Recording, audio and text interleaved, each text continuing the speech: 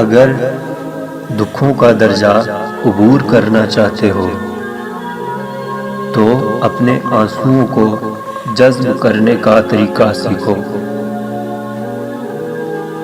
अगर दुनिया को जीतना चाहते हो तो अपनी आवाज में नरमी पैदा करो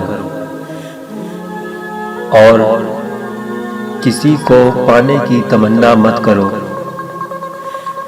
बल्कि इस काबिल हो जाओ कि लोग आपको पाने की तमन्ना करें।